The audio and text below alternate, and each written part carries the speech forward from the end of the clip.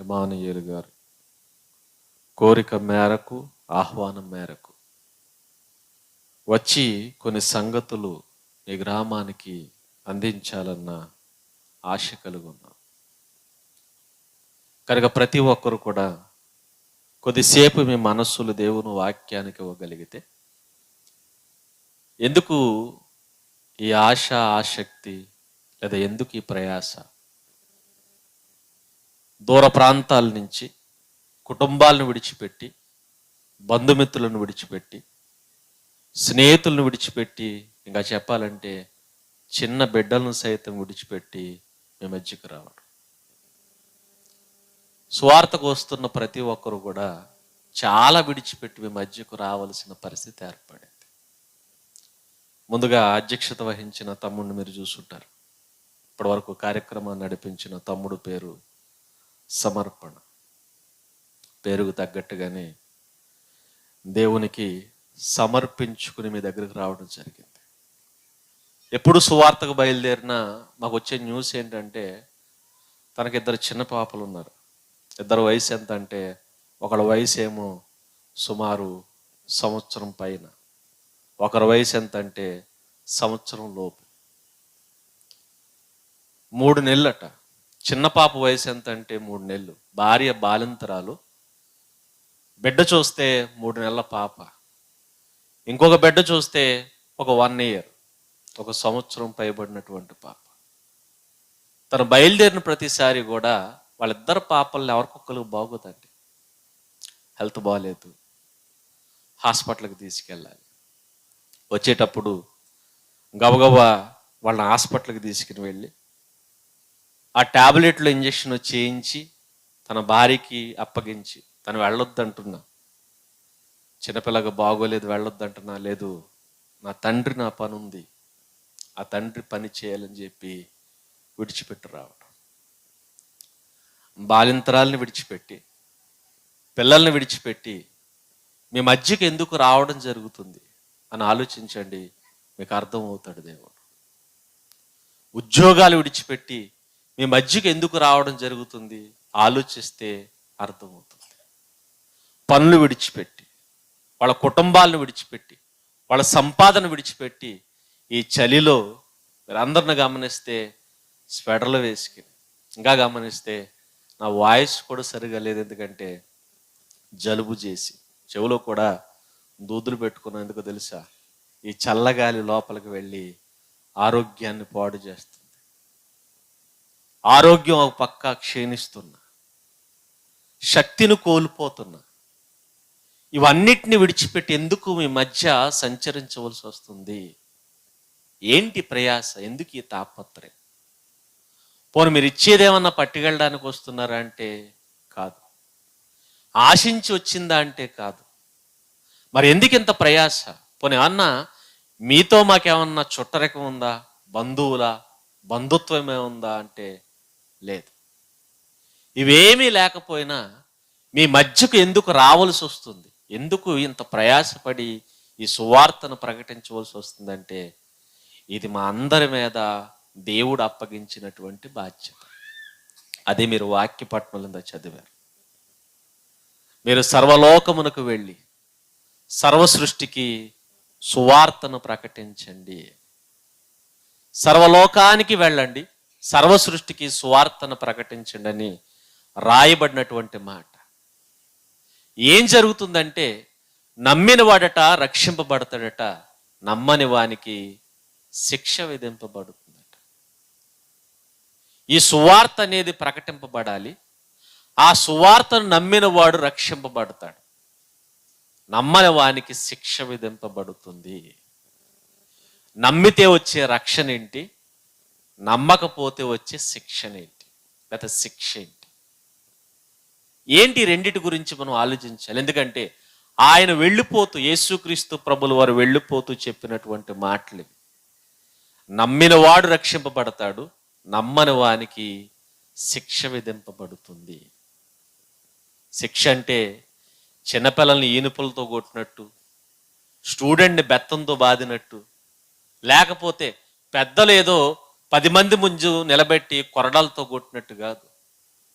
ఆ శిక్ష ఎంత భయంకరంగా ఉంటుందో ఆ శిక్ష గురించి మీకు తెలియాలి. ఎందుకంటే మనుషులు వేసిన శిక్షలే ఇలా ఉంటే దేవుడు వేసే శిక్ష ఎలా ఉంటుంది, మనుషుల రక్షణ ఎలా ఉంటుంది, దేవుని రక్షణ ఎలా ఉంటుంది, దేని నుంచి మనం రక్షింపబడతాం, దేని చేత మనం శిక్షింపబడతాం. ఎందుకంటే దేవుడు దేంతో శిక్షిస్తాడు? బెత్తంతోనా, కొరడాతోనా? దేంతో మనం శిక్షిస్తాడు? లాఠీతోనా, బళ్ళెంతోనా? దేంతో శిక్షిస్తాడు? ఆ శిక్ష ఏంటో మనకు తెలియాలి. ఇవన్నీ తెలియాలంటే సువార్త అనేది సమాజంలో ప్రకటింపబడాలి. ఏదో సువార్త అంటే డప్పులు తీసుకుని రోడ్లంట తిరిగి పాటలు పాడి వెళ్ళిపోవడం అనుకుంటున్నారు చాలామంది. సువార్త అంటే ఏదో ఇంటింటికి తిరిగి ఏదో అందరిని దర్శించి వెళ్ళిపోవడం అనుకుంటున్నారు చాలామంది. సువార్త అంటే ఏదో ఒక పని చేసి వెళ్ళిపోవడం కాదు. సువార్త పర్పస్ ఏంటో కూడా తెలియకుండా సువార్తలు జరుగుతున్నటువంటి కాలం. అందుకే ఈరోజు సువార్త విలువ తెలియడం లేదు, సువార్త ఫలితం కూడా దక్కడం లేదు. సువార్త ప్రకటించమన్నాడు కదని చెప్పి ప్రకటిస్తూ వెకిలి వేషాలు వేసేవాళ్ళు ఉన్నారు, అల్లరి చేసేవాళ్ళు ఉన్నారు. ఒకవేళ దాన్ని బట్టి మీరు ఏమన్నా క్రైస్తవ్యాన్ని అపార్థం చేసుకుంటే సువార్త అనేది అది కాదు. సువార్త అనేది అల్లరితో కూడుకున్నది కాదు. సువార్త అనేది ఆయన చెప్పిన మాట ఏంటంటే సర్వలోకానికి వెళ్ళి సర్వ సృష్టికి సువార్తను ప్రకటించండి.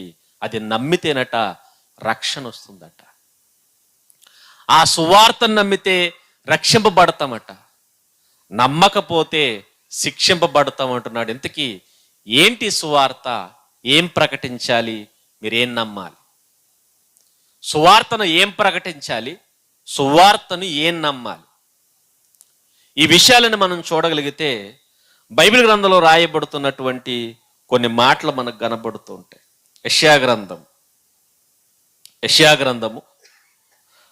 40వ అధ్యాయంలో రాయబడుతున్న మాట మనం చూసినప్పుడు, యెషయా గ్రంథము 40వ అధ్యాయము 9వ వచనం నుంచి రాయబడుతున్నటువంటి మాట, సియోను సువార్తను ప్రకటించుచున్నదానా ఉన్నత పర్వతము ఎక్కుము అంటున్నాడు. చూడండి, పైకెక్కు.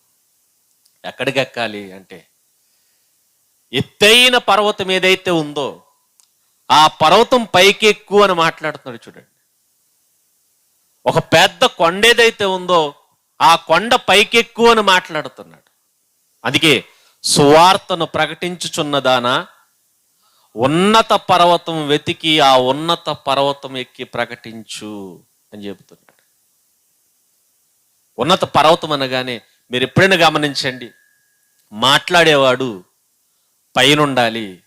ఆ పైన ఉన్నప్పుడు మాట వినేవాడికి చాలా క్లియర్గా వెళుతుంది. ఇంకా చెప్పాలంటే ఎక్కువ దూరం వెళుతుంది. చాలా దూరం వెళ్ళాలంటే ఆ మాట పైనుంచి కిందకు రావాలి. అందుకే మాట్లాడేటప్పుడు మీరు గమనించండి, మాట్లాడే స్పీకర్ ఏం చేస్తాడంటే స్టేజ్ ఎక్కి మాట్లాడుతూ ఉంటాడు. మాట్లాడే స్పీకర్ ఏం చేస్తాడంటే నిలబడి మాట్లాడుతూ ఉంటాడు. ఎందుకంటే పైనుంచి మాట్లాడుతున్నప్పుడు ఆ మాట చాలా దూరం అనేది వెళుతూ ఉంటుంది. ఇప్పుడంటే ఫోన్స్ వచ్చేసినాయి, జేబిఎల్ బాక్స్ వచ్చేసినాయి, ఈ ఎలక్ట్రికల్ సామానం అంతా వచ్చేసింది. కానీ ఒకప్పుడు ఇవేమీ లేనప్పుడు సువార్తను ప్రకటించారు. అపోస్తులు కావచ్చు, ప్రవక్తలు కావచ్చు, వీళ్ళందరూ కూడా సువార్తను ప్రకటించారు. అలా ప్రకటించేటప్పుడు వాళ్ళు చేసిన పని ఏంటంటే ముందట పర్వతం ఎక్కేవారట. మీరు అందుకే బైబిల్ మీద కాస్త అవగాహన ఉంటే యేసుక్రీస్తు ప్రభుల వారు కూడా ప్రసంగం చేసేటప్పుడు ఎక్కడికి ఎక్కి ప్రసంగం చేశారని రాయబడిందంటే ఆయన కొండ ఎక్కి అక్కడ కూర్చుండి వాళ్ళందరితో మాట్లాడడం మొదలుపెట్టాడు. అంటే మీరు గమనించండి, ఒక వార్తను ప్రకటించడానికి జరుగుతున్నటువంటి ప్రయాసం మీకు తెలియాలి. కొండ ఎక్కడం అంటే ఏదో ఎగిరి మెట్టెక్కడం కాదు. కొండ ఎక్కడం అంటే ఎంత కష్టమో చూడండి. పైగా ఆ కొండ కూడా ఎలాంటి కొండ అంటున్నాడు అంటే ఉన్నతమైన ఒక పెద్ద పర్వతం ఎక్కాలట. ఆ పర్వతం మీద ఉండి సువార్తను ప్రకటించాలట. ఎత్తైన పర్వతం ఎక్కండి అంటున్నాడు. చూడండి, ఎందుకంటే ఎక్కువ దూరం వెళ్ళాలి, ఎక్కువ మంది నా మాట వినాలి. ఒక ఎత్తైన ప్రదేశాన్ని చూడండి, ఆ ప్రదేశం మీదకి ఎక్కి ప్రకటించండి. అక్కడి నుంచి అరవండి, కేకలు వేయండి. కేకలు వేస్తూ నా వార్తను ప్రకటించండి అన్నాడు. చూడండి, అందుకే అంటున్నాడు, ఏమంటున్నాడు చూడండి, ఉన్నత పర్వతం ఎక్కుము యెరూషలేమా, సువార్తను ప్రకటించుచున్నదానా బలముగా ప్రకటించండి. గట్టిగా, చాలా బిగ్గరగానట, ఒక పర్వతం ఎక్కి అరవాలట. గట్టిగా ప్రకటించు, సువార్తను చాలా బలంగా ప్రకటించు అన్న మాటలు బైబిల్ గ్రంథంలో కనబడుతున్నాయి. చూడండి, ఇదెంత ప్రాముఖ్యమైనది. అందుకే ప్రతి క్రైస్తవుడు నోట సువార్త సువార్త సువార్త సువార్త అని వినబడుతూనే ఉంటుంది. చాలా మందికి సువార్తను ప్రకటించే వాళ్ళు లోకుగా కనపడవచ్చు. మీరు గమనించండి, సువార్తను ప్రకటిస్తున్న వాళ్ళు సామాన్యులు మాత్రమే లేరు, పెద్ద పెద్ద గొప్ప గొప్ప పేరొందిన వాళ్ళు కూడా ఉన్నారు. దీంట్లో సువార్తను ప్రకటిస్తున్న వాళ్ళలో గొప్ప గొప్ప శాస్త్రవేత్తలు ఉన్నారు, గొప్ప గొప్ప ఇంజనీర్లు ఉన్నారు, గొప్ప గొప్ప డాక్టర్లు ఉన్నారు, గొప్ప గొప్ప టీచర్లు ఉన్నారు, గొప్ప గొప్ప పేరొందినటువంటి ప్రముఖ వ్యక్తులు ఎందరో ఉన్నారు. వీళ్ళందరూ కూడా తమ ఉద్యోగాలను సైతం పక్కన పెట్టి సువార్తను ప్రకటించే వాళ్ళు చాలా మంది ఉన్నారు. ఎందుకు వీళ్ళందరూ ప్రకటిస్తున్నారంటే, బైబిల్లో ప్రాముఖ్యంగా కనబడే మాట ఇది. ఇంకా చెప్పాలంటే బైబిల్ యొక్క సారాంశం కూడా ఇదే. ఏమని చెప్తుందంటే, సర్వలోకానికి వెళ్ళి సర్వ సృష్టికి బలంగా సువార్తను ప్రకటించండి. దానికోసం మీరు కొండలెక్కుతారు, పర్వతాలు ఎక్కుతారో, ఏమి ఎక్కుతారో నాకు అనవసరం, కానీ సువార్తను మాత్రం చాలా గట్టిగా ప్రకటించాలి అని దేవుడు ఆజ్ఞాపించినటువంటి ఆజ్ఞ. అందుకే కొండలెక్కుతూ, పర్వతాలు ఎక్కుతూ, ప్రతి చోటకు వెళుతూ సువార్తను ప్రకటిస్తున్నటువంటి సందర్భాలు మీ అందరికీ కనబడుతూ ఉంటాయి. బలంగా ప్రకటించాలట. నెక్స్ట్, బలముగా ప్రకటించుము. రెండవది, భయపడక ప్రకటించు. నువ్వు భయపడకు, నువ్వు బెదిరిపోకు, నువ్వు జడిసిపోకు, నువ్వు వణికిపోకు. నువ్వు మరి ఏం చేయమంటున్నాడంటే, చాలా ధైర్యంగా ప్రకటించు, భయపడక ప్రకటించు, భయపడక ప్రకటించు, బలంగా ప్రకటించు, భయపడకుండా ప్రకటించు, పెద్ద పర్వతం ఎక్కి ప్రకటించు, బలంగా ప్రకటించు, భయపడకుండా ప్రకటించని ఎన్ని సూచనలు సమాజానికి ఆయన అందిస్తున్నాడు మీరు గమనించారు. చెప్పు చెప్పు చెప్పు చెప్పు అని పదే పదే ఆ మాటలు బైబిల్లో కనబడుతున్నప్పుడు చదువుతున్నవాడు, వింటున్నవాడు ప్రతి ఒక్కడు ప్రేరేపింపబడి వెంటనే బయలుదేరే ప్రయాణం ఏంటో తెలుసా? సువార్త యాత్ర, సువార్త ప్రకటన. రైట్, చెప్పమంటున్నాడు, నమ్మమంటున్నాడు, బలంగా చెప్పమంటున్నాడు, బలంగా నమ్మమంటున్నాడు. చెబితే వింటే రక్షింపబడతారని చెప్తున్నాడు. ఇంతకీ ఏం చెప్పాలి? సువార్త ఏం చెప్పాలి? బలంగా చెప్పమన్నాడు, భయపడకుండా చెప్పమన్నాడు. ఏం చెప్పమన్నాడో రాయబడుతున్న మాట మీరు చూడండి. ఏం చెప్పమంటున్నాడు? ఏం చెప్పమంటున్నాడు? బలముగా ప్రకటించుము, భయపడక ప్రకటించుము. ఏమని ప్రకటించాలంటే అంటున్నాడు, ఇదిగో మీ దేవుడు. ఏమని చెప్పాలట? ఇదిగో, ఒక పెద్ద పర్వతం ఎక్కి, ఒక ఉన్నతమైన పర్వతం ఎక్కి, గొంతెత్తి, గుండెలు పగిలేలా, గొంతులు పిగిలేలా అరిచి మరీ చెప్పమన్నాడు. ఏమని చెప్పమన్నాడంటే, ఇదిగో మీ దేవుడు అని చెప్పాలట. ఏమని చెప్పాలి? ఇదిగో మీ దేవుడు.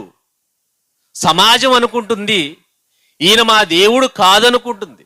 యేసుక్రీస్తు గురించి లోకానుకున్న ఒపీనియన్ ఏంటో తెలుసా? యేసుక్రీస్తు ఎవరంటే ఏమనుకుంటుంది అంటే, ఈయన మా దేవుడు కాడనుకుంటుంది. కాడనికిని ఆయన చాలా దూరంగా పెడుతుంది. అలా దూరంగా పెడుతున్న ఈ ప్రపంచం మొత్తానికి చెప్పమంటున్న వార్త ఏంటో తెలుసా? ఆ వార్త ఏంటంటే, ఇదిగో ఈయనెవరో తెలుసా? మీ దేవుడు. ఈయనెవరో మీ దేవుడు, ఈయనెవరో మీకు తెలియదు, ఈయనే మీ దేవుడు, ఇదిగో మీ దేవుడని సర్వలోకానికి కేకేసి మరీ చెప్పాలట. ఆ చెప్పవలసిన వార్త ఏంటంటే, ఇదిగో మీ దేవుడు. మీరు గమనించండి, యేసుక్రీస్తు గురించి పరిచయం చేసేటప్పుడు మా చెవులకు వినబడుతున్న మాటలేంటో తెలుసా? లేదండి, మాకంటూ ఒక దేవుడు ఉన్నాడండి. మా కులానికి ఒక దేవుడు ఉన్నాడు, మా మతానికి ఒక దేవుడు ఉన్నాడు, లేదు మా వంశానికి ఒక దేవుడు ఉన్నాడు. ఇలా మాకంటూ ఒక దేవుడు ఉన్నాడు, ఆ దేవుడు మాకు చాలు, ఇంకా ఏ దేవుడు అవసరం లేదని చెప్పి మాట్లాడుతున్నటువంటి మాటలు మన చెవికి వినబడుతూ ఉంటాయి. ఇలా మాట్లాడుతున్న వాళ్ళందరికీ తెలియని సంగతి ఏంటో తెలుసా? ఈయన కూడా మీ దేవుడన్న సంగతి మర్చిపోతున్నారు. ఇంకా చెప్పాలంటే ఈయన కూడా కాదు, ఈయనే మీ దేవుడు, ఈయనే మీ దేవుడు, ఈయనే మీ దేవుడు. అందుకే సమాజానికి గట్టిగా చెప్పవలసిన మాట ఏంటంటే ఈయనే మీ దేవుడు, ఈయనే. అందుకే ఈయనే మీ దేవుడు అన్న సంగతి మీ అందరికీ తెలియాలని ఈ వార్తను ప్రతి చోట ప్రకటించమని దేవుడు పంపించినటువంటి మాటలు. ఇదిగో మీ దేవుడు. అందుకే యేసుక్రీస్తు ఎవరో అనుకోకండి, ఎందుకంటే ఎక్కడి నుంచో వచ్చాడు. విదేశాలకు సంబంధించిన దేవుడు లేదా ఇతరుల మతాలకు సంబంధించిన దేవుడు అనుకుంటున్నారేమో. ఆయన గురించి మీకు తెలియదు. ఇదిగో మీ దేవుడు, ఇది చెప్పాలట. ఎందుకు ఈ మాట చెప్పమన్నాడు? అసలు ఏంటి దేవుడికున్న క్వాలిఫికేషన్ ఏంటి సార్? అసలు ఎందుకు ఆయన మనం దేవునిగా చూడలేకపోతున్నామంటే దేవుడు అంటే ఏంటో, ఎలా ఉంటాడో మనకు అర్థం కాల. ఎందుకంటే దేవుని వెతకడం మొదలుపెట్టిన మనిషి ఏదో ఒక చోట ఏదో ఒక రూపం దగ్గరకు వచ్చి అక్కడ ఆగిపోయాడు. అక్కడ ఆగిపోయి దాన్నే దేవుడు అనుకుంటూ, దాన్నే ఆరాధిస్తూ, దాన్నే మొక్కుతూ అక్కడ ఉండిపోయిన దాఖలాలు మనకు కనబడుతున్నాయి. కానీ ఏది పడితే అది నమ్మేయడానికి నువ్వేమీ తెలివి తక్కువ పశువి కాదు, నువ్వు మనిషివి, మెదడు కలిగిన మనిషివి, మేధస్సు కలిగిన మనిషివి, జ్ఞానం కలిగిన మనిషివి. జ్ఞానమున్న నీవు ఏది పడితే అది నమ్మేయడం కాదు, జ్ఞానముతో వివేచించాలి, జ్ఞానముతో ఆలోచించాలి. అప్పుడు మాత్రమే నువ్వు మనిషివి అవుతావు, మేధస్సు కలిగిన మనిషివి అవుతావు, మెదడు కలిగిన మనిషివి అవుతావు. లేదా ఒక సామాన్యుడుగా, ఒక ఎందుకు తెలివి తక్కువ పశువు కంటే హీనంగా మనం మారిపోతూ ఉంటాం. ఫర్ ఎగ్జాంపుల్, నేనున్నాను, ఇక్కడ ఉన్న ఎవరో ఒక వ్యక్తి వచ్చి ఇక్కడ ఉన్నటువంటి ఒక చిన్న పిల్లోడిని పైకి లేపి మీ తండ్రి ఇతనే అని చెప్పాడు అనుకోండి, అంటే నేనేం చేయాలి? ఇక్కడ కూర్చున్న ఒక చిన్న కుర్రోడిని లేపి, ఈ కుర్రోడిని పైకి లేపి మీ నాన్న ఎవరో తెలుసా, ఇతనే అంటే నేను వెంటనే చేయవలసిన పనేంటి? ఏం చేయాలి చెప్పండి? నిజమా ఇతనే నా తండ్రా అని చెప్పి అక్కడి నుంచి అతని తండ్రి అని నాన్న అని సంబోధిస్తూ అతను వెంట తిరగకూడదు. ఎందుకంటే నాకు నిజంగా మెదడుంటే ఆలోచించడం మొదలు పెట్టాలి. ఎలా ఆలోచించాలి అంటే, నా వయసు చూస్తే సుమారు 40 సంవత్సరాల పైన ఉన్నాయి. అతని వయసు ఎంత? గట్టిగా ఉంటే 10 సంవత్సరాలు ఉంటాయి. 40 సంవత్సరాల వయసు ఉన్న వాడికి 10 సంవత్సరాల వయసు ఉన్నవాడు తండ్రి అవుతాడా? అవడు. నా ఆకారం చూసినప్పుడు, అతని ఆకారం చూసినప్పుడు, నా వయసును చూసినప్పుడు, అతని వయసును చూసినప్పుడు తండ్రి అని చెప్పినా మనం నమ్మం. తండ్రి అంటే నాకంటే ఎక్కువ వయసు ఉండాలి. నాకు 40 ఉంటే నా తండ్రికి సుమారుగా ఒక 60 సంవత్సరాల వయసు ఉండాలి. నాకంటే ఎక్కువ వయసు కలిగిన వాడే ఉండాలి. నాకంటే ముందు పుట్టినవాడే ఉండాలి. ముందు నుంచి ఉన్నవాడే ఉండాలి. నన్ను కన్నవాడే ఉండాలి. నన్ను పెంచిన వాడే ఉండాలి. నన్ను సాకిన వాడే ఉండాలి. అతను మాత్రమే నా తండ్రి అవుతాడు. అంతేగాని నేను చంకనేసుకుంటే నా చంకనెక్కేవాడు నా తండ్రి మాత్రం అవడు. నా తండ్రి గాడు. నా తండ్రి అవ్వాలంటే ఈ క్వాలిఫికేషన్ ఎలాగైతే ఉండాలని నువ్వు అనుకుంటున్నావో, దేవుడు కావాలన్నప్పుడు దేవుని గురించి ఆలోచించేటప్పుడు కూడా మన మెదడును ఉపయోగించాలి. అది అంటున్నాడు, ఇదిగో మీ దేవుడు అన్నప్పుడు ఆ దేవుని గురించి మీరు ఆలోచించడం మొదలు పెట్టాలి. ఆ దేవుని గురించి. ఎందుకంటే నీవు మనిషివు కాబట్టి ఖచ్చితంగా ఆలోచించడం మొదలు పెట్టాలి. ఫర్ ఎగ్జాంపుల్, ఇక్కడ ఉన్న ఈ ఇంటిని నేను చూపించి, ఇల్లు ఎవరు కట్టారో తెలుసా అని మాట్లాడుతూ, ఈ ఇల్లు నిన్నే ఓ 10 కోతులు వచ్చి కట్టెళ్ళిపోయినాయి అన్నాను అనుకోండి, నమ్ముతారా? ఎందుకు నమ్మరు? లేదండి, ఒక కోతి ప్లాన్ వేసిందండి, ఇంకో కోతి తాపీచుకుందండి, ఇంకో కోతి కంకర మోసిందండి, అవన్నీ తెచ్చి ఈ ఇల్లు కట్టేసిందండి అంటే నిజమా? మా ఇంటికి కూడా 10 కోతులు పంపించండి, ఇల్లు కట్టించుకుంటానని అనకూడదు. మరి ఏం చేయాలంటే ఈ వార్త చెప్పిందని వెంటనే సంఖ్యలతో కట్టేయాలి. ఎందుకంటే కుక్క కరిసినా ముందు ఉంది, కానీ ఇలాంటి వాడు కరవక్కర్లేదు, అరిస్తేనే ప్రమాదం. ఆడి కేకలు కూడా చాలా ప్రమాదకరమైనవి. ఎందుకంటే కోతులు ఇల్లు కట్టవు, మరి ఏం చేస్తాయి? పీకేస్తాయి. 10 కోతులు వచ్చి మా కొంపను పీకేసినాయి అంటే అప్పుడు వెంటనే ఏం చేయొచ్చు? మనం నమ్మేయచ్చు. ఎందుకంటే కోతి లక్షణమే అది. కోతి ఏం చేస్తుంది? కొంపలు పీకేస్తుంది తప్ప కొంపలు కట్టదు. యాక్సిడెంట్ అయింది ఒక కుర్రోడికి, కాలిరిగిపోయింది. కాలిరిగిపోయిన ఆ కుర్రోడు తెల్లారి పొద్దున కట్టేసుకుని తిరుగుతున్నాడు. ఎవరు కట్టారయ్యి కట్టంటే, ఇందాకేనండి పాము వచ్చింది కట్టేసింది. కట్టేయడమే కాదు, ఇంజక్షన్ కూడా చేసింది. ఆ ఇంజక్షన్ చేసిన పాము 4 టాబ్లెట్లు కూడా రాసిచ్చింది అన్నారు అనుకోండి. నిజమా? అయితే ఆ పామును మా ఇంటికి కూడా పంపించండి, ఇంజక్షన్ చేయించుకుంటా అనకూడదు. మరి ఏం చేయాలి?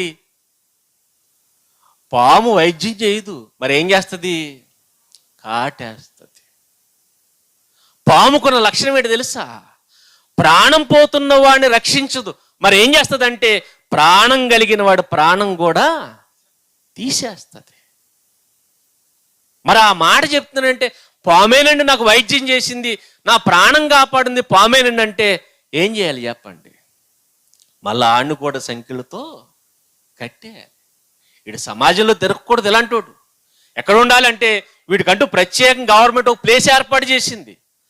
ఆ ప్లేస్ ఎక్కడ ఉంటుందంటే అది ఎర్రగడ్డ హాస్పిటల్. అది ఇలాంటి వాడు ఎక్కడ పెట్టాలి? మెంటల్ హాస్పిటల్లో పెట్టాలి. ఎందుకంటే వీడికి మెదడు పనిచేయట్లేదు. మెదడు పనిచేయట్లేదు వాడికి. మెదడు పనిచేయని వాడే ఇలాంటి మాటలు మాట్లాడతాడు. ఇలాంటి మాటలు మాట్లాడేది వాడే. అండ్ ఈ కరెంటు తమ్మ ఎవరేసారండి అంటే, నిన్ననండి 4 చీమలు వచ్చినాయి. ఆ చీమలు కరెంటు తమ్మాను మోసుకొచ్చినాయి, అవి పాతేసి వెళ్ళిపోయి, ఇంకో 4 చీమలు వచ్చినాయి, వైరస్ వెళ్ళిపోయి, ఇంకో చీమ వచ్చింది బలిపెట్టి వెళ్ళిపోయిందని చెప్తే వెంటనే గుడి కట్టకూడదు. మరి ఏం చేయాలి? చీమ పంచదార మోసిందంటే నమ్ముతాం, కరెంటు తంబం మోస్తుందా? మొయ్యదు. మరి ఈయన కూడా ఏం చేయాలంటే, ఇలాంటి వాడిని కూడా అర్జెంటుగా గొలుసులతో కట్టేయాలి. ఇలాంటి వాడిని కట్టేయాలి. అండ్ ఆ జీడి తోట ఎవరేసారండి అంటే, అబ్బే 10 పందులు వేసుకున్నాయండి, ఓ పందేం విత్తనాలు చల్లిందండి, ఇంకో పంది నీళ్ళెట్టిందండి, ఇంకో పంది కలుపు తీసిందండి, ఇంకో పంది వచ్చి ఎరువు చల్లిందండి అంటే, ఆహా ఈ తోట ఎవరిది? ఆ పందులదా అని అనుకోకూడదు. ఎందుకంటే పందులు తోటని ఏం చేస్తాయి? పాడు చేస్తాయి తప్ప విత్తనాలు చల్లవవి. మరి ఏం చేస్తాయంటే చల్లిన విత్తనాలను కూడా సర్వనాశనం చేస్తాయి, కాపు కాయవవి. మరి ఏం చేస్తాయంటే నాశనం చేస్తాయి, నాశనం చేస్తాయి. మీరు ఏదైనా గమనించండి. ఈ రోడ్డు ఎవరేసారండి అంటే, మొన్నే 4 ఎలుగుబంట్లు వచ్చి వేసి వెళ్ళిపోయి చెప్పకూడదు. ఒకవేళ చెప్తే ఏం చేయాలి? మళ్ళీ ఈయన కూడా సంఖ్యలతో కట్టేసేయాలి. ఎందుకో తెలుసా? విచక్షణ కలిగిన వాడు, మెదడు కలిగిన వాడు ఏదైనా ఒక మాట చెప్తే ఏం చేస్తాడు? తను ఆలోచించడం మొదలు పెడతాడు. ఇది సాధ్యమా కాదా? ఇది సాధ్యమేనా? ఇది ఎలా సాధ్యం అసలు? ఇవన్నీ ఆలోచించినప్పుడు మాత్రం అర్థమవుతుంది. అందుకే ఇవన్నీ చెబుతున్నప్పుడు అంచనా వేయాలి. ఇల్లు ఎవరు కట్టగలరు? ఒక మనిషి కట్టగలరు. ప్లాన్ ఎవరు వేయగలరు? ఒక మనిషి వేయగలడు. కరెంటు స్తంభం ఎవరు పాతగలరు? ఒక మనిషి పాతగలడు. రోడ్డు ఎవరు వేయగలరు? ఒక మనిషి వేయగలడు. ఆ శక్తి, ఆ జ్ఞానం, ఆ తెలివితేటలు కేవలం మనిషికి మాత్రం ఉన్నాయి తప్ప మరి జంతువుకి లేవు. ఇలా ఎలాగైతే మనం ఆలోచిస్తూ ఉంటామో, ఇప్పుడు కనిపిస్తున్న ప్రకృతిని చూడండి. ఆకాశాన్ని ఎవరు చేశారంటే, అబ్బేనండి 4 కోతులు చేసినాయి అంటే, ఇటు కోతులు ఇల్లే కట్టో ఆకాశాన్ని చేస్తాయా? భూమి ఎవరు చేశారండి అంటే, లేదండి 10 పందులు వచ్చి చేసినాయి అంటే నమ్ముతామా? పందులు కనీసం ఏం చెయ్యవు, తోటే వేయలేవు. ఇలాంటిది ఈ భూమిని చేయగలదా? పోనీ మనిషి ఏమైనా చేయగలడా? ఇల్లైతే మనిషి కట్టగలడు, ఆకాశాన్ని మనిషి కట్టగలడా? కరెంటు తంబాన్ని మనిషి వేయగలడు, బల్బు మనిషి పెట్టగలడు. ఆకాశమంత ఎత్తు మనిషి ఎక్కగలడా? ఆకాశంలో ఉన్న నక్షత్రాలు మనిషి పేర్చగలడా? ఏం చేయగలడు చెప్పండి? మనిషి అనేవాడు ఆకాశాన్ని అమర్చలేడు, ఇంటి మీద పెంకులు అమర్చగలడు, రేకులు అమర్చగలడు, ఇంకా చెప్పాలంటే ఇనప ఊసలు అమర్చి స్లాబ్ వేయగలడు తప్ప ఆకాశాన్ని మాత్రం చేయలేడు. అవసరమైతే బల్బులు తీసి ట్యూబ్లైట్లు పెట్టగలడేమో, ఆకాశంలో సూర్యుడిని చంద్రుణ్ణి మాత్రం పెట్టలేడు. మరి ఆకాశాన్ని ఎవరు చేసి ఉండాలి? సూర్యచంద్ర నక్షత్రాలను ఎవరు పెట్టి ఉండాలి? భూమిని ఎవరు చేసి ఉండాలి? ఈ పంచభూతాలు ఎలా సృష్టింపబడ్డాయి? సృష్టించిన వాడు ఎలా ఉంటాడు? దేవుడు అంటే ఆషామాషి అనుకోకండి. దేవుడు అంటే బైబిల్ చెబుతున్న మాట ఏంటో తెలుసా? జగత్తును అందలి సమస్తమును సృష్టించిన వాడై ఉండాలి. నీ తండ్రి అంటే నిన్ను కన్నవాడై ఉండి ఎలాగైతే ఉండాలనుకుంటున్నావో, దేవుడంటే ఈ సమస్తమును కలిగించిన వాడై ఉండాలి. అలాంటి వాడు మాత్రమే దేవుడు. ఆ దేవుడు ఎవరంటే ఆయన చెబుతున్న మాట, ఇదిగో మీ దేవుడు. ఎవరైనా ఆయన పేరు యేసుక్రీస్తు.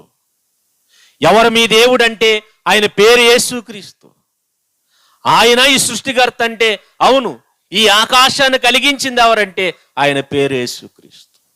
ఈ భూమిని కలిగించింది ఎవరంటే ఆయన పేరు యేసుక్రీస్తు. ఏంటి, ఆయన కూడా మనిషే కదండి, మనలాగే ఉంటాడు కదండి, ఫోటోలో మేము చూసినప్పుడు మాలాగే ఉన్నాడు కదా అంటే మీకు ఆయన కటౌట్ అలా చూపించారంతే.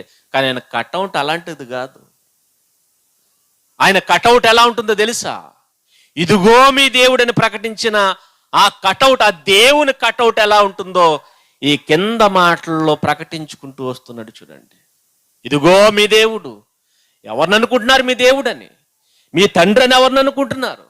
మిమ్మల్ని కలిగించిన వాడు ఎవరు అనుకుంటున్నారు? ఆయన కటౌట్ ఏంటో మీకు తెలుసా అని మాట్లాడుతున్నాడు. సినిమా డైలాగ్ ఒకటి ఉంది, కొన్నట కటౌట్ చూసి నమ్మేయాలి డ్యూడ్ అన్నాడండి డౌడ్. ఏ నమ్మేయాలి అంటే ఇడు తన్నేడట. ఆ తన్నగానే కారుకున్న 2 టైర్లు, టైరు అటు వెళ్ళిపోయిందట, ఇంకో టైరు ఇటు వెళ్ళిపోయిందట. ఇలా వెళ్ళిపోగానే అంటున్నాడు కొన్ని నమ్మేయాలి. ఎంత ఉన్నావంటే 6 అడుగులు పొడుగున్నాడట, ఒక 70-80 కేజీలు బరువు ఉన్నాడు, 40 సంవత్సరాల వయసు ఉన్నవాడు కటౌట్ చూసట నమ్మేయాలట. ఒకవేళ ఇదే నమ్మేయాలనుకుంటే ఈ సృష్టిని కలిగించిన వాడు యేసుక్రీస్తు అని చెప్పి ఆయన కటౌట్ చూసి ఖచ్చితంగా నమ్మేయాలి. అందుకే ఆయన కటౌట్ ఎలా ఉంటుందో ఆ కటౌట్ను వివరించుకుంటూ భక్తుడు వస్తున్నాడు. ఇదిగో ఆయన పేరు యేసుక్రీస్తు, ఆయనే మీ దేవుడని మాట్లాడుతూ ఆయన కటౌట్ గురించి మాట్లాడుతున్న మాట చూడండి. 12వ వచనంలో రాయబడుతున్న మాట. 12వ వచనంలో రాయబడుతున్న మాట మనం చూసినప్పుడు, తన పుడిసిటిలో జలములు కొలిచెడట. దేంతో? పుడిసిటితో అన్నాడు. పుడిసిటి అంటే అర్థం ఏంటంటే 2 చేతులు ఇలా పెట్టామనుకోండి, దోసిలి. ఇలా బిగించామనుకోండి, ఇది పిడికిలి. ఇలా పెట్టామనుకోండి, ఇది పుడిసిటి. 2 చేతులు కలిస్తే దోసిలి. ఒక చేత్తో ఇలా తీసి ఇలా పోస్తే దాన్ని పుడిసిటి అంటారు. సముద్రంలో నీరెంతంటే, లేదా సముద్రంలోనే కాదు ఈ భూమి మీద నీటి శాతం ఎంతంటే, శాస్త్ర ప్రపంచం చెప్పిన మాట ఏంటో తెలుసా? 1 వంతు భూమి ఉందట, 3 వంతులు నీళ్లున్నాయట. 3 వంతులు నీళ్లున్నాయి కదా ప్రభువా, ఈ నీళ్లు ఎలా పెట్టావంటే ఆ నీటి కొలుతుందట. సముద్రపు లోతెంత, నది లోతెంత, ఆ నదిలో ఉన్న నీరెంత అని చెప్పి మనం ఎలాగైతే లెక్కలు వేసుకుని కొలుచుకుంటున్నామో దేవుడు కూడా కొలిచాడట. మనం ఎలా కొలుస్తామంటే, మనం ఎలా కొలుస్తాం చెప్పండి?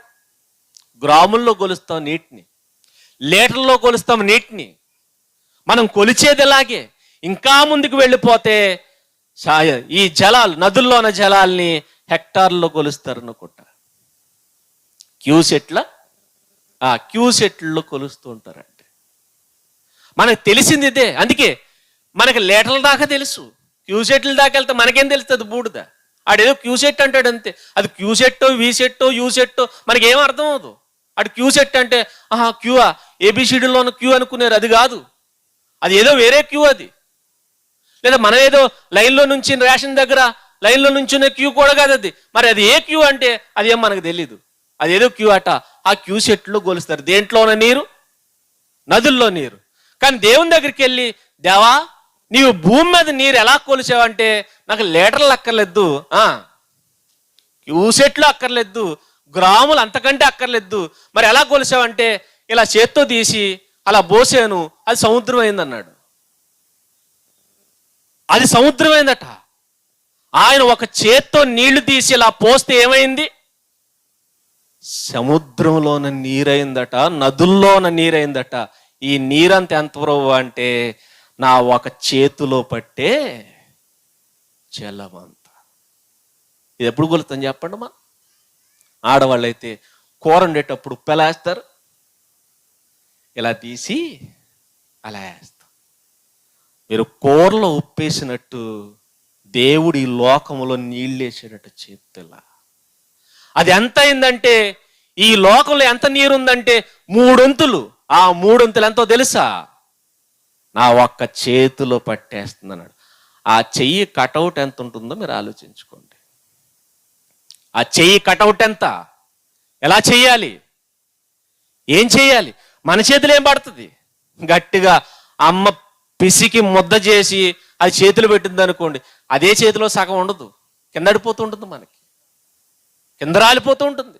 అందుకే చూడండి, ప్రార్థనకి వచ్చినప్పుడు పలహారం పంచుతూ ఉంటారు. పలహారం పంచేటప్పుడు ఇలా ఎదుటోడు గుప్పుడు తీసి చేతులలో పోసాడు అనుకోండి, మనం ఏం పెట్టాలి? 2 చేతులు పెట్టాలి. అప్పటికీ సరిగా ఉండవు, ఇంకా సగం కింద అడిపోతుండే. అందుకే తెలివైనడు ఏం చేస్తాడంటే వెంటనే ఓ పేపర్ చింపేసేసి పేపర్లు వేసేయండి అంటాడు. లేదంటే ఆడవాళ్ళైతే చున్నీ తీసి చున్నీలు వేసేయండి, కచ్చిపు తీసి కచ్చిపులు వేసేయండి, చీర తీసి చీరలు వేసేయండి. ఏంటి గుప్పుడుతో వేసిన పలహారం నీ చేత్తో పట్టుకోలేవు, గుప్పుడు పలహారం నీ చేతిలో పట్టదే, నీ 2 చేతులు సరిపో. దేవుడు అంటున్నాడు, ఈ లోకంలోని నీరంతా తీసుకొస్తే నేను నా చేతులు సరిపోతుంది. ఇది దేవుడు అంటే. ఇది దేవుడు అంటే. దేవుని ఎలా అర్థం చేసుకోవాలో, దేవుడంటే ఎలా ఉండాలో ఆ కటౌట్ గురించి వివరించుకుంటూ వస్తున్నాడు. ఇదిగో ఈ లోకంలో ఉన్న జలం అంతా నా ఒక్క చేతిలో సరిపోతుంది అన్నాడు. చూడండి, ఇంకేమన్నాడు చూడండి, జానతో ఆకాశం ఎంత పొడవు అంటే, ఇక నదిలో ఉన్న నీరుని క్యూసెట్లు అన్నాడు. ఇక ఆకాశం దగ్గరికి వెళ్తే, మనిషి దగ్గరికి వెళ్ళి అడగండి, ఆకాశం ఎంత ఉంటుందంటే ఆడు చెప్పే మాట ఏంటి తెలుసా? నదిలోని నీరైనా క్యూసెట్లో కొలుస్తుంటాడు ఆకాశాన్ని. ఏదో అంటున్నారండి, లైటియస్ అట ఏదో ఉంది, నాకు తెలియదు. కాంతి వేగంతో కొలుస్తారట. కాంతి సెకండ్కి ఇన్ని కిలోమీటర్ల దూరం వెళ్తుంది. అదైనా నువ్వు చూసావంటే అయ్యుండొచ్చు అంటాడు. అయ్యుండొచ్చు. యేసు క్రీస్తు దగ్గరకు వచ్చి, దేవా ఆకాశం ఎంత అంటే ఆయన చెప్పిన మాట ఏంటి తెలుసా? నా జానంతా అన్నాడు. సముద్రమే నయమేక. సముద్రం ఎక్కడుంది ప్రభు అంటే నా చేతిలో అన్నాడు. నా ఒక్క చేతిలో సరిపోతుంది. ఆకాశం ఎంత ప్రభు అంటే నా జానంతా అని చెప్తున్నాడు. చూడండి, జానంతా. అందుకే బైబిల్లో రాయబడిన మాట్లాడి తెలుసా, ఆయన ఒక్కడేనట ఆకాశమును విశాలపరిచినంటాడు. ఎవరు? ఒక్కడట ఆకాశనాలు చేసిచ్చాడట. ఒక్కడే ఆకాశనాలు చేసిచ్చాడట. మీరు గమనించి చూడండి, కింద బరకం వేశారు, ఒకడు వేయగలడా? నలుగురు వేశారు. 4 మూలల 4 కొనలు పట్టుకుంటేనే తప్ప బరకం వేయలు. ఆ సంగతి పక్కన పెట్టండి. మంచం ఎంత ఉంటుందంటే 6 4 అండి. 6 4 మంచం మీద పక్కేయడానికి మనోళ్ళు పడే తెప్పలు చూడండి. ఆ బెడ్షీట్ అలా ఎగరేయగానే అది అవతల నుంచి అవతలకి వెళ్ళిపోతుంది. మళ్ళీ ఏం చేయాలంటే మంచం చుట్టూ 4 ప్రదక్షిణలు చేస్తేనే తప్ప మంచం మీద పక్కేయలేం. మంచం మీద పక్క సరిగ్గా వేయలేం మనం. ఆ మూలకెళ్ళి ఆ సెంగు లాగి, ఈ మూలకు వచ్చి ఈ సెంగు లాగి, 4 మూలకెళ్ళి 4 సెంగులు లాగితేనే తప్ప మంచం మీద పక్క రాదు. మంచం పొడుగెంత? 6 అడుగులు పొడుగు, 4 అడుగులు వెడల్పు. దాని చుట్టూరు 4 సార్లు తిరగాలి. యేసు క్రీస్తు గురించి అడిగితే చెప్తున్న మాట ఏంటి తెలుసా? ఆకాశాన్ని నేను ఒక్కడే పరిచేశాను అంటున్నాడు. ఎంత ఉంటుంది ప్రభు అంటే నా జానంత. అంటే అర్థం ఏంటి తెలుసా? కనీసం మనం ముక్కు తుడుచుకునే కచ్చీపంత కూడా ఆకాశం అంత ఉంటుంది. ఆకాశం మన చేతిలో కచ్చీపైనా కొంచెం పెద్దగా ఉంటుందేమో తప్ప, ఒకవేళ యేసుక్రీస్తు ఆకాశాన్ని మడతెట్టేస్తే ఆ మడతెట్టేసిన ఆకాశం కచ్చీపంత కూడా ఉంటుంది. బెడ్షీట్ పక్కన పెట్టండి, బరకం పక్కన పెట్టండి, ఎంత ఉంటుందంటే కనీసం ముక్కు తుడుచుకునే కచ్చీపంత కూడా ఉండదు. అది ఆయన కట్అవుట్. దేవుడు అంటే ఎలా ఉండాలంటే ఆ కటౌట్ను వర్ణిస్తూ చెప్తున్నాడు. చూడండి, ఇదిగో మీ దేవుడు సామాన్యుడు అనుకుంటున్నారేమో, మిమ్మల్ని కలిగించిన వాడు అనామకుడు అనుకుంటున్నారేమో, మిమ్మల్ని సృష్టించిన వాడు ఎందుకు పనికిరాని వాడు అనుకుంటున్నారేమో, మిమ్మల్ని సృష్టించిన వాడిని చాలా చిన్నగా మీరు చూస్తున్నారు. మిమ్మల్ని కలిగించిన వాడు ఎలా ఉంటాడో తెలుసా అని మాట్లాడుకుంటూ నా స్టామినా ఏంటో, నా క్యాలిబర్ ఏంటో, నా క్యాపబిలిటీ ఏంటో, నా కటౌట్ ఏంటో చూడండి అని చెప్పి ప్రతి దాన్ని వివరించుకుంటూ ఇక్కడ రాస్తున్నటువంటి మాటలు. ఏమని రాస్తున్నాడు ఇంకా చూడగలిగితే, ఆకాశం ఎంత అంటే నా జానతో కొలచూచాడట, భూమిలోని మన్ను కొలపాత్రలో ఉంచాడటండి. ఇక భూమి మీద మట్టి ఎంత ఉందంటే ఆయన అంటున్నాడు కొలపాత్రట. ఏ పాత్ర? కొలపాత్ర అంటే కొంచెం లెక్క అనుకునేరు కాదు. కొలపాత్రలు చాలా ఉంటాయి. కొలతలు చాలా రకాలుగా మనం కొలతలేస్తూ ఉంటాం. చాలా రకాలుగా కొలతలేస్తూ ఉంటాం. అందుకే మీరు గమనించండి, కారం వేసేటప్పుడు కొంచెం కారం వేరు. కూరలో ఏమేస్తారు? ఏం చేస్తారు? అక్కడ కొలపాత్ర దేని ఉపయోగిస్తారు చెప్పండి? స్పూన్ ఉపయోగిస్తాం. రైస్లో నీళ్ళు వేసేటప్పుడు ఏం ఉపయోగిస్తాం? ఎన్నే గుండుగుతో నీళ్ళు తెచ్చేసేయరు. మరి ఏం చేస్తారు? గ్లాసులతో కొలతేస్తాం. బియ్యం కొలిచేటప్పుడు గ్లాసులు ఎలా వాడతావో, ఉప్పు కారాలు కొలిచేటప్పుడు స్పూన్లు ఎలాగైతే వాడతావో, ఇంకా మీరు గమనిస్తే ఇక ఉప్పు కారాలు అవుతాయి ఇవి. జీలకర్ర వేయాలనుకుని ఏం వాడతాం? ఏం చేస్తారు చెప్పండి? ఆవాలు వేయాలంటే ఏం చేస్తారు? చిటికెడు ఇలా తీసి, అందుకనే అమ్మా పసుపు ఎంత వేయమంటావా అని ఇంట్లోంచి తల్లిని పిలిచి కూతురు అడుగుతుంది అనుకోండి, వంటింట్లోంచి తల్లి చెప్తుంది ఒక చిటికెడు పసుపే. చిటికెడు అనగానే ఇంట్లోకి వెళ్ళి ఓ పేద తపాల తీసుకుని దాంతో కొలిసేసేసింది అనుకోండి, దాన్ని చిటికెడు అనరు. మరి ఏంటమ్మా కొలత కదా నేను అడిగిందంటే చిటికెడు కూడా కొలతే. చిటికెడు కూడా కొలతే. ఆవాలు చిటికెడు, మెంతులు చిటికెడు, జీలకర్ర చిటికెడు. ఇలా ఎలాగైతే నువ్వు తీసుకుంటున్నావో దేవుడు కొనట ఈ భూమి మీద మట్టి వేసాడట. ఎలా వేసే ప్రభు అంటే నాకు కూడా కొన్ని కొలపాత్రలు ఉన్నాయన్నాడు. సముద్రంలో నీళ్ళే ఒక చేత్తో కొలిసేసాడట. ఇక మట్టి ఏం వేసి ఉంటాడు చెప్పండి? ఇక్కడ పెద్ద పెద్ద గుండుగులు తెచ్చాడు అనుకోకండి. మరి ఏం వేసి ఉంటాడంటే నేను అనుకుంటూ ఉంటాను, ఓ చిటికెడు మట్టి తీసి ఇలా వేస్తే ఏమైంది? భూమి అయింది. ఏ భూమి?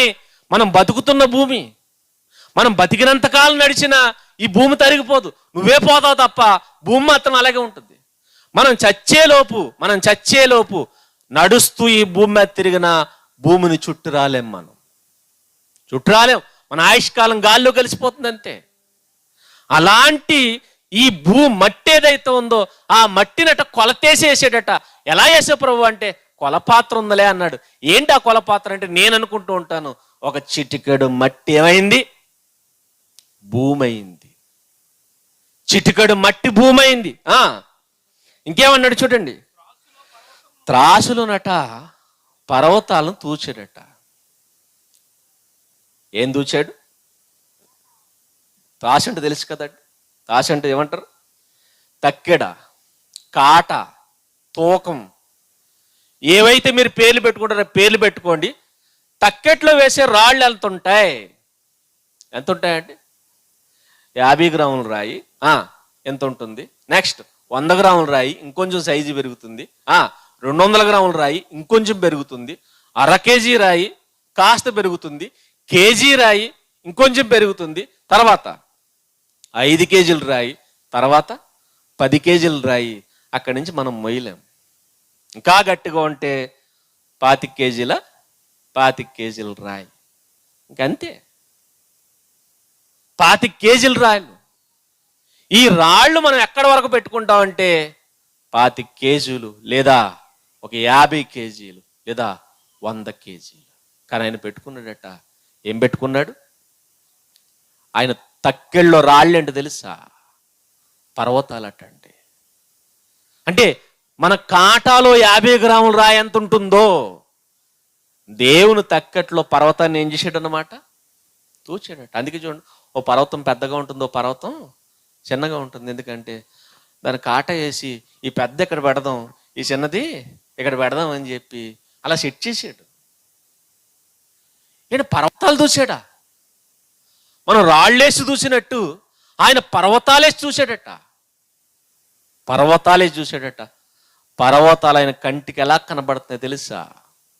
గులకరాళ్లతో సమానం.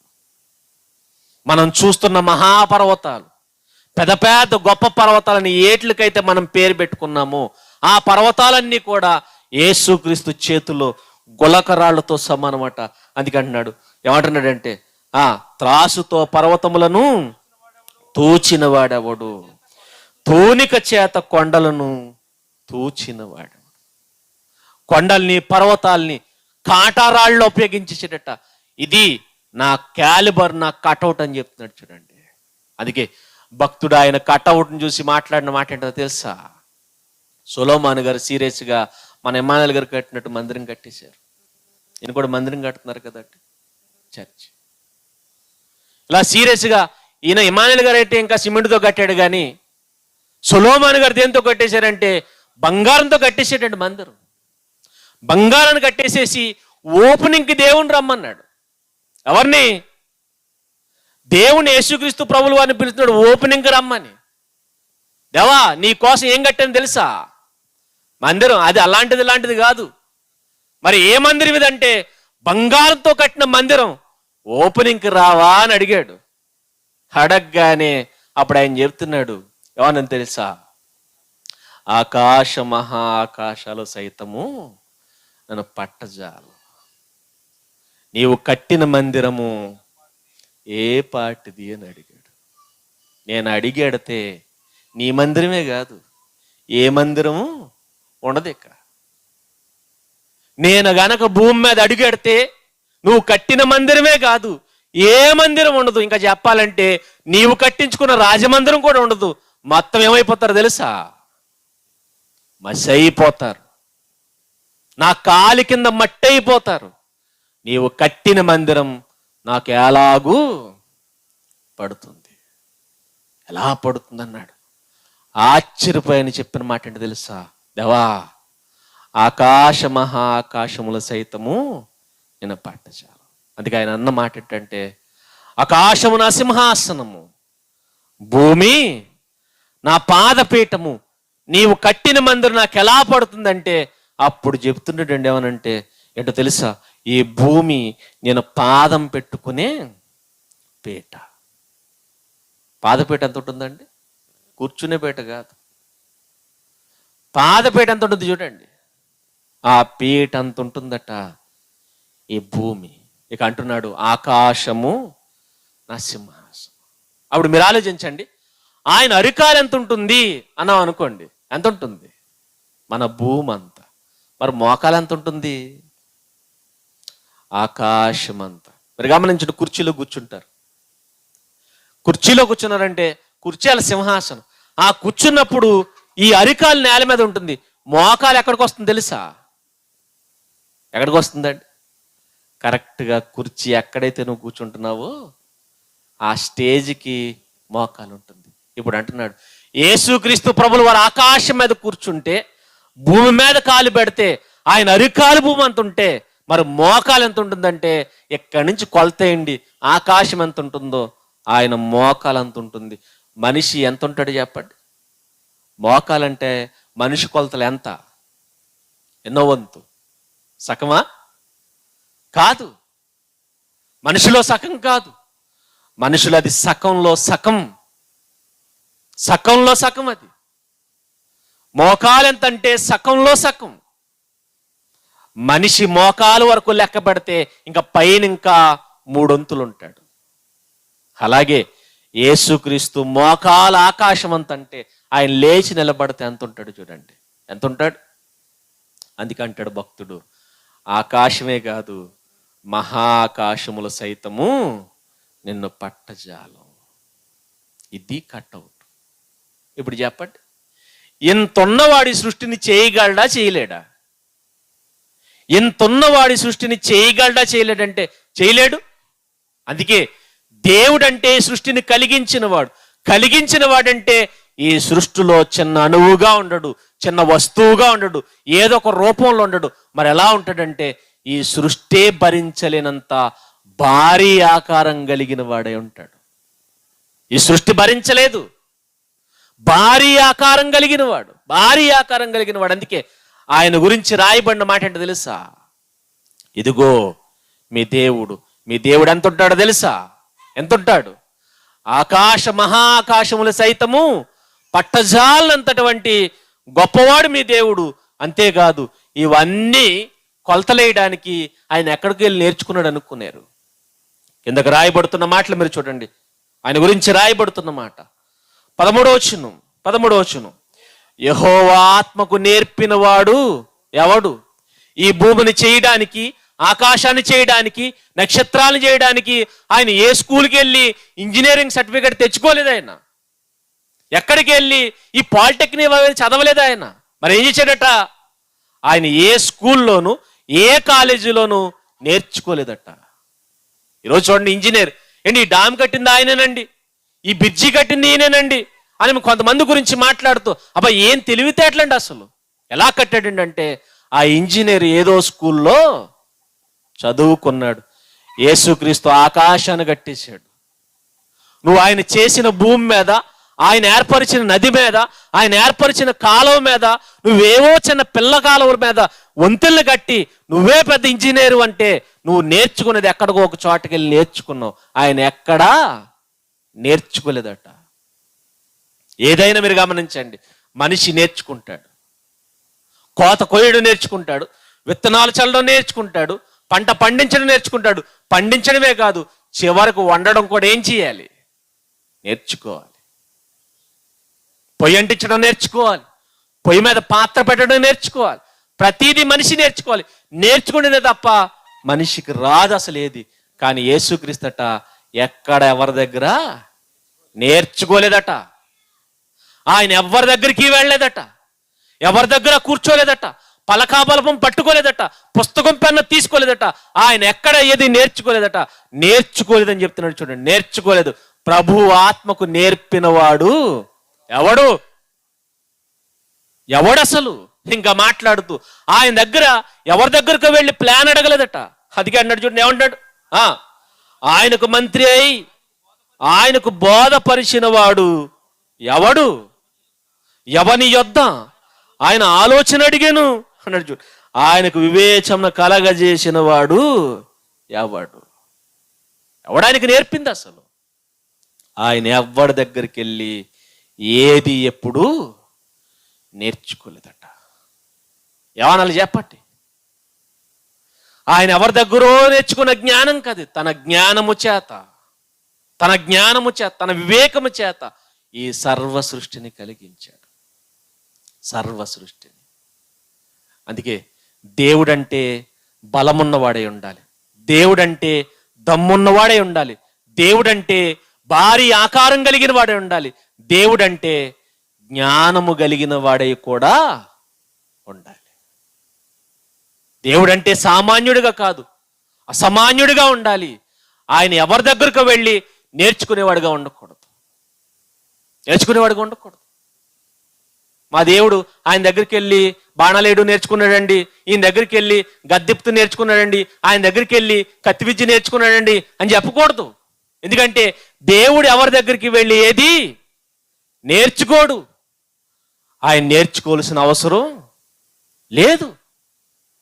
నేర్చుకునేవాడు దేవుడు కాదు. ఇంకా చెప్పాలంటే మా దేవుడికి గురువు ఉన్నాడంటే ఆయన దేవుడు మాత్రం కాదు.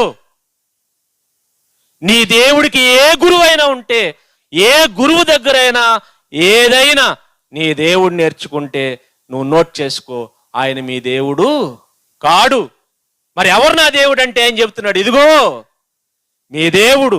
మీ దేవుడు ఎవరి దగ్గర ఏది నేర్చుకోడు, మీ దేవుడికి ఏ గురువు లేడు, మీ దేవుడికి ఏ గురువు ఉండడు, ఏ గురువు దగ్గర నేర్చుకోనువాడు దేవుడు.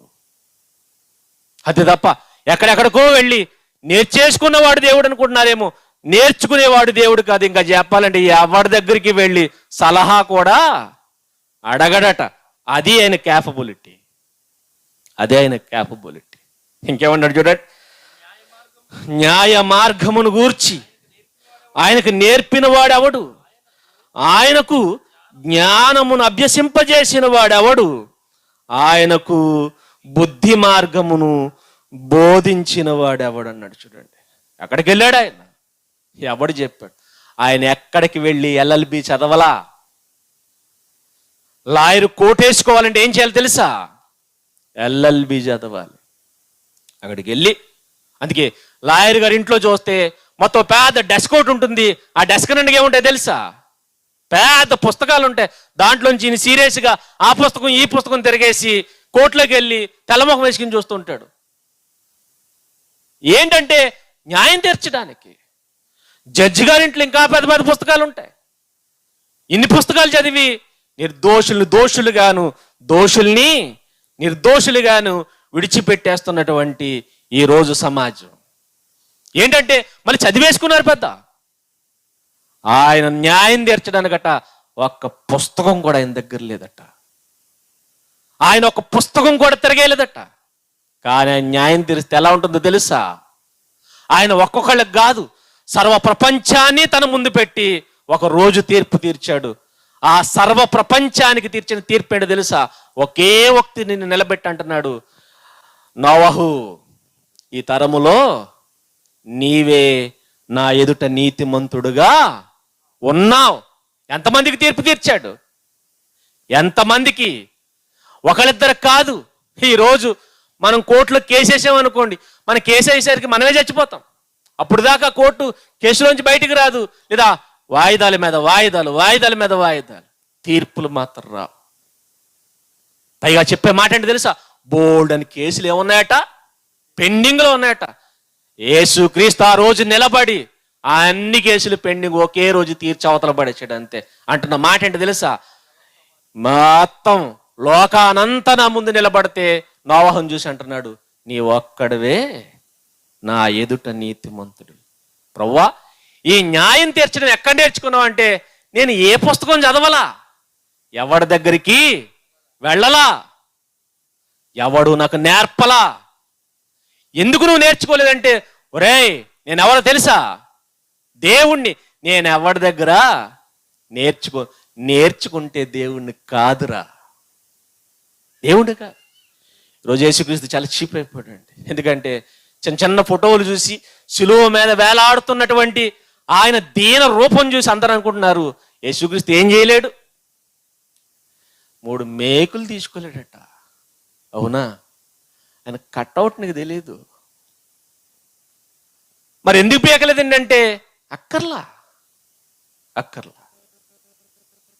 దేవుడి చేతిలో ఆయుధాలుంటే గొప్పోడు అనుకున్నారు. ఆయుధాలుంటే గొప్పోడు కాదు. ఆయుధాలుంటే గొప్పోడు కాదు. ఎందుకంటే దేవుడంటే ఎలా ఉంటాడో, మనిషి అంటే ఎలా ఉంటాడో మీకు తెలియాలి. మీరు సీరియస్గా మీరు గమనించండి. ఒక ఆయన ఒంటికి వంకారంగేసేసుకుని పెద్ద పెద్ద కత్తిలిచ్చుకుని యుద్ధానికి వెళ్ళిపోతున్నాడు. ఎందుకయ్యా వెళ్తున్నావు అంటే, అక్కడ సీమలు ఉన్నాయి, చంపుదానికి వెళ్తున్నాను అన్నాడు అనుకోండి. మరి ఈ ఒంటి వంకారంగా ఎందుకు వేసుకున్నారంటే, సీమలు నన్ను గుర్తుపట్టకుండా వంకారంగా వేసుకున్నాను అన్నాడు అనుకోండి. ఓ నిజమా, వెరీ గుడ్, నువ్వు చాలా పెద్ద మేధావి. చేతిలో కత్తి ఎందుకంటే, ఆ క్షేమలతో నేను విరోచితంగా యుద్ధం చేసి నా కత్తి చేత హతం చేస్తాను అన్నాడు అనుకోండి. ఒరే ఎర్రేదవా, సీమలను చంపుతానికి ఏం చేయక్కర్లేదు, కత్తులు యుద్ధాలు అక్కర్లేదురా. మరి ఏం చేయొచ్చు, ఆయుధాలు కూడా అక్కర్లేదురా. ఏళ్ళుంటే చాలు ఏం చేయొచ్చు, నలిపేయచ్చు. కాలుంటే చాలు ఏం చేయొచ్చు, తొక్కి చిదిమేయచ్చు. మరి నువ్వు ఇన్ని వేసుకుని వచ్చేస్తున్నావు, నిన్నేమనాలి? నువ్వు ఎర్రేదవు నువ్వు.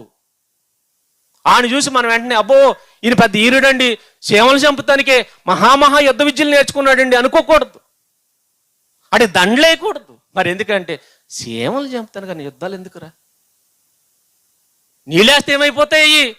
కొట్టుకుపోతాయి. అంటే నీళ్ళేస్తే కొట్టుకుపోయే దానికోసం నేను యుద్ధాలు అవసరమా? దేవుడు మనుషుల్ని ఎలా పోల్చాడు తెలుసా? నా కంటికి మనుషులు ఎలా కనబడుతున్నారు? చీమలు. అందుకే ఒకరోజు ఈ చీమలు చెలరేగిపోతున్నాయని చెప్పి ఆకాశం నుంచి నీళ్ళేశాడు. నోవాజల ప్రయాణంలో మొత్తం కొట్టుకుపోయారు, చీమలన్నీ కొట్టుకుపోయినాయి. ఆయన ఏమి గదలిచ్చుకుని యుద్ధాలు చేయడానికి బాంబులు ఇచ్చుకుని తుపాకులు ఇచ్చుకుని దిగలా, రండి నా మీదకి మీ అందరినీ కాల్చేస్తానని. నీళ్ళేశాడు. ఆ నీళ్ళేగానే ఏమైపోయింది? మొత్తం బూడిదైపోయిందండి. మొత్తం కొట్టుకుపోయారు అందరూ. చీమలు ఏమైపోయినాయి? చచ్చిపోయినాయి. ఇది దేవుడు అంటే. దేవుని అర్థం చేసుకోలేని దౌర్భాగ్య స్థితిలో ఉన్నారు. పైగా మేధావులు అనుకుంటారు వీళ్ళందరూ, మేధావులు అనుకుంటుంటారు. ఇంకేమన్నా చూడండి, జనాలు ఎలా పోలుస్తున్నాడు కిందకి రాయబడుతున్న మాటలు మనం చూసినప్పుడు ఏం రాయబడుతుంది చూడండి. జనములు చేద నుండి జారు బిందువుల వంటి వారు, త్రాసు మీద ధూళి వంటి వారు, ద్వీపములు గాలికి ఎదురు సూక్ష్మరేములు వంటి వారు అన్నాడు. చూడండి, మనుషులందరూ ఎవరట? ధూళటండి, చీమలు కూడా కాదు. ఎప్పుడైనా సరే మీరు వెంటనే ఇంట్లో ధూళిని తుడతానికి కత్తిరించుకుని వెళ్ళారా అండి? ఏం చేస్తాం? ఉఫ్ అంటాం. ఏమైపోద్ది? ధూళి ఎగిరిపోద్ది. అలా కాకుండా ఒక ఆవిడ కత్తిపేట ఓ భుజాన్ని, కత్తో భుజాన్ని, ఇంకో భుజాన్ని ఇంకోటి ఏదో వేసుకుని చెప్పి ఎందుకు వెళ్తామంటే మా ఇంట్లో ధూళి ఎక్కువైపోయింది అన్నది అనుకోండి. అప్పుడు ఏం చేయాలి? ఈవిని కూడా గొలుసులతో కట్టే. ఇలాంటి ఆవిడ ఇంట్లో ఉండకూడదు. మరి ఎక్కడ ఉండాలి? ఈవిని కూడా అక్కడ చేర్చేయాలి.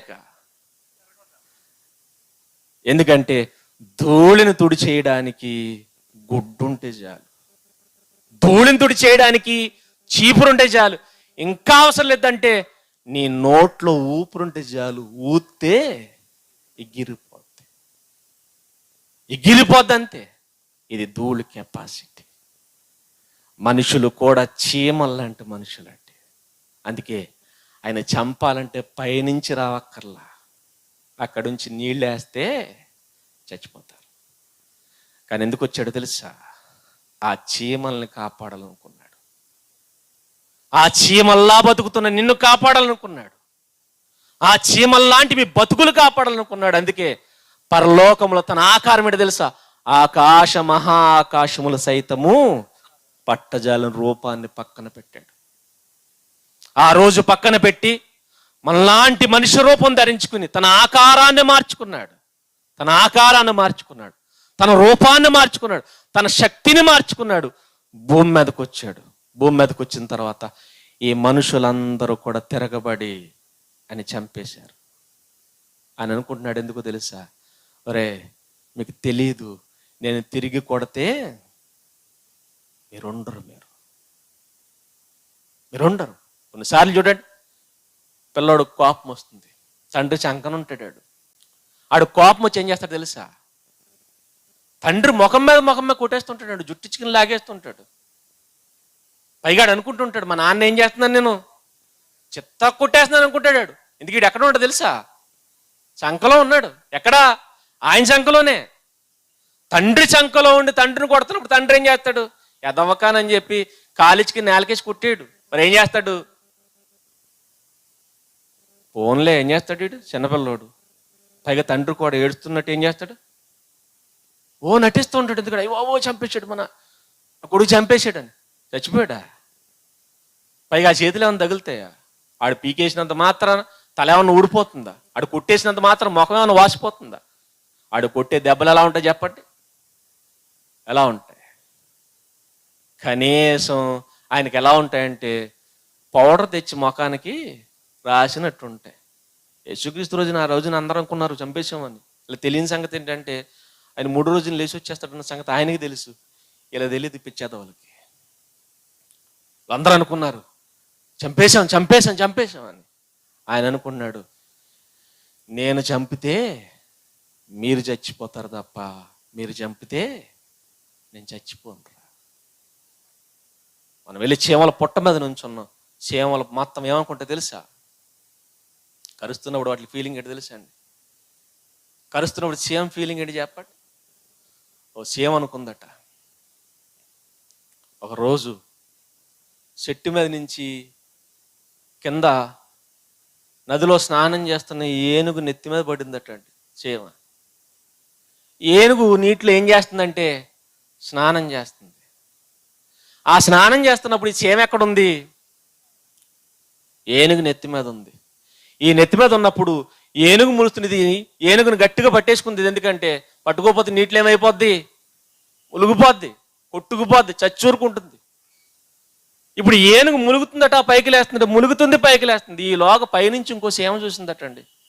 అప్పుడు అనుకుందట, బా మా సీమలో పుట్టిన వీరుడు నువ్వు ఏం చేస్తున్నావు? ఏనుగునే నీటిలో ముంచి కొడుతున్నావు. ఏరా సోరా దేరా అని పైనుంచి అది బిరుదులెత్తుందట. ఎందుకు దీనికి తెలియని సంగతి ఏంటి తెలుసా? ఇది కాల్జారు దాని మీద ఎదిరిపోయిందన్న సంగతి దీనికి తెలియదు. ఇదేమనుకుంటుందంటే ఏనుగు మీద యుద్ధానికి సీమ తూకింది. ఆ సేవను ఏం చేస్తుంది? ఆ సేవ ఏం చేస్తున్నప్పుడు ఏనుగును గుద్దు మరి నీటిలో ముంచుతుంది అనుకుంటుంది పైనుంచి. దీనికి తెలియని సంగతి ఏంటంటే పాపం అదే కాల్జారి కింద పడిపోయింది. ఏనుగు లేకపోతే ఏమైపోతుంది? ఇది చచ్చూరుకుంటుంది. ఇంతకీ సీమ పైన దాని మీద పడ్డ సీమకి ఫీలింగ్ ఏంటో తెలుసా? అమ్మో నా ప్రాణం కాపాడింది ఎవరు? ఏనుగా. ఈ ఏనుగు లేకపోతే ఈ నీటిలో పడి చచ్చిపోను అది ఫీల్ అవుతుంది. ఈ పైన ఇది అనుకుంటుందట, అబ్బా మా సీమల్లోనే వీరుడు నువ్వా, ఏనుగును సైతం ఏం చేసావు? వంచేసావు. నువ్వు గజవీరుడు నువ్వు. ఇలాంటివి అనుకుంటుందట. అలా ఉందండి ఈరోజు యేసుక్రీస్తు గురించి ఇలా మాట్లాడుతుంది. ఆ రోజు ఏనుగు మీద పడిన చీమ ఎలాంటిదో ఈరోజు యేసుక్రీస్తు గురించి మాట్లాడుతున్న మాటలు కూడా అలాంటివి. ఆయన క్యాపబిలిటీ ఏంటో తెలియదు, ఆయన కట్అవుట్ ఏంటో తెలియదు. అందుకే అంటున్నాడు వీళ్ళందరూ అమాయకులు, వీళ్ళకి తెలియట్లేదు, మీరు వెళ్ళి చెప్పండి. సువార్త ఏం చెప్పాలట? ఏం చెప్పాలి సమాజానికి? ఇలాంటి తప్పుడు మాటలు వింటున్న ఈ సమాజం, ఆయన కటౌట్ తెలియని సమాజం, ఆయన శక్తి తెలియని సమాజం అనుకుంటుంది ఈయన ఎవరో అనుకుంటుంది. ఆ అనుకున్న సమాజానికి చెప్పమంటున్నాడు ఆయన ఎవరో కాదు, ఇదిగో మీ దేవుడు. ఈ దేవుడు ఎవరు అనుకుంటున్నారు? నిస్సహాయంగా చిలువలో చనిపోయినవాడు కాదు, నీ కోసమే చనిపోయినవాడు. నీ చేతిలో చనిపోయినవాడు కాదు, నేను రక్షించడానికి తన ప్రాణం పెట్టినవాడు. నేను రక్షించడానికి ప్రాణం పెట్టినవాడు. నీ కోసమే నిన్ను ప్రేమించి భూమి మీదకి దిగి వచ్చినవాడు. తన మహిమను పక్కన పెట్టినవాడు, తన శక్తిని పక్కన పెట్టినవాడు, తన సామర్థ్యాన్ని, తన జ్ఞానాన్ని దేన్ని వాడకుండా నిస్సహాయంగా మనుషుడుగా నీ మధ్యకొచ్చి మనిషిగా జీవించి మనుషులందరి కోసం ప్రాణం పెట్టినటువంటి ఒకే ఒక్క దేవుడు, ఆయనే ఇదిగో మీ దేవుడు. ఎవరాయన? ఆయన పేరేంటి అంటే ఆయన పేరు యేసుక్రీస్తు. ఆయన పేరు యేసుక్రీస్తు. ఆయన గురించి చెప్పబడుతున్న మాట ఏంటంటే ఆయన మా దేవుడే కాదు, మీ దేవుడు కూడా, మీ దేవుడు కూడా, మీ దేవుడే కాదు, భూమి మీద ఉన్న మనందరి దేవుడు. తెలియక పొరబడుతున్నావేమో, వేటిని చూసి మోసపోతున్నావేమో, వేటి వెంబడో వెళ్ళిపోతున్నావేమో, అజ్ఞానంలో కొట్టుకుపోతున్నావేమో. ఒక్కసారి నిలబడి ఆలోచించు. ఇదిగో ఈయనెవరో కాదు, మీ దేవుడు, మీ దేవుడు. ఇక్కడ మందిరం కట్టి ఆ మందిరంలో నుంచి మీకు వినబడుతున్న కేకలేంటి తెలుసా? ఇదిగో మీ దేవుడు ఎక్కడున్నాడు? ఈ మందిరములో దేవుని మాటల రూపంలో మిమ్మల్ని పిలుస్తూ ఉంటాడు. ఆయన శక్తి. అందుకే అంటున్నాడు, ఎవరైతే ఆయన మా దేవుడని నమ్ముతారో నమ్మిన వాడు రక్షింపబడతాడు, నమ్మని వానికి శిక్ష విధింపబడుతుంది. నమ్మిన వాడు రక్షింపబడతాడు, నమ్మని వానికి శిక్ష విధింపబడుతుంది. ఇది సర్వ ప్రపంచానికి ఆయన పంపించిన వార్త. నేనెవరో తెలుసా? నేనే మీ దేవుణ్ణి, నేనే మీ దేవుణ్ణి. ఈ ఆకాశాన్ని జ్ఞానతో కొలతేసిన వాణ్ణి నేనే, ఈ భూమిలో ఉన్న మట్టిని నా కొలపాత్రతో తూచిన వాణ్ణి నేనే, సముద్రంలోని నీటిని నా చేతులతో పోసిన వాణ్ణి నేనే, వీటన్నిటిని కలిగించిన వాణ్ణి నేనే, నిన్ను సృష్టించిన వాణ్ణి నేనే, నిన్ను పోషించేవాడిని నేనే, ఇంకా చెప్పాలంటే నిన్ను రక్షించేవాడిని కూడా నేను తప్ప ఇంకెవడును లేడు అని చెప్పి సర్వ ప్రపంచానికి కేకేసి చెబుతున్న మాట, ఇదిగో మీ దేవుడు. కనుక ప్రియమైన దేవుని పిల్లారు, ఇది నమ్మితే రక్షణ, నమ్మకపోతే భయంకరమైన శిక్ష ఉంది. ఆ శిక్ష ఏంటో ఎన్నోసార్లు మీరు వినుంటారు, ఎన్నో మాటల రూపంలో మీరు తెలుసుకుంటారు. ఒకవేళ తెలియకపోతే భయంకరమైన శిక్ష ఉంది. రండి, మందిరం మీ మధ్య కట్టబడుతుంది. ఆ శిక్ష ఏంటి? ఆయన ఇచ్చే రక్షణ ఏంటి?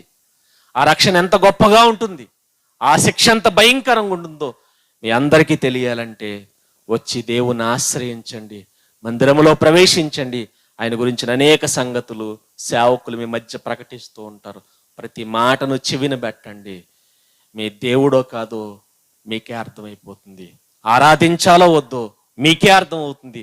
ఆయన గురించి తెలిస్తే ఆరాధించకుండా ఉండలేరు, ఆరాధించడమే కాదు ఆయన కోసం చెప్పకుండా కూడా ఉండలేరు. అపోస్తులు అందరూ చెప్పిన మాట ఏంటి తెలుసా? మేము కన్న వాటిని విన్న వాటిని చెప్పకుండా ఉండలేము.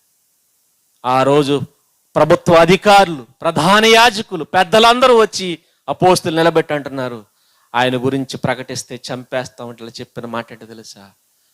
మేము కన్న వాటిని విన్న వాటిని చెప్పకుండా ఉండలేం. మమ్మల్ని చంపేస్తే చంపేసుకోండి, భయపడేది లేదు, బెదిరేది లేదు, బలంగా చెప్పకుండా ఆగేది లేదు. ఈయనే మీ దేవుడు, ఈయనే మన దేవుడు, ఈయనే ప్రపంచాన్ని కలిగించిన సర్వ సృష్టికర్త ఈయనే. ఇదే మేము తెలుసుకున్నది, మీకు తెలియాలనుకుంటుంది, మీకు తెలియపరచాలనుకుంటుంది, మీరందరూ నమ్మాలనుకుంటుంది, మీ అందరూ ఆయన దగ్గరికి రావాలని కోరుకుంటున్న మా అభిలాష ఇదే. అందుకే మీ అందరికీ మాటలు చెబుతూ అనేక సంగతులు బైబిల్ దగ్గరకు వచ్చి తెలుసుకోవాలని కోరుకుంటూ నా మాటలు ముగిస్తున్నాను. కళ్ళు మూసుకోండి, చిన్న ప్రార్థన చేసుకుంటాం.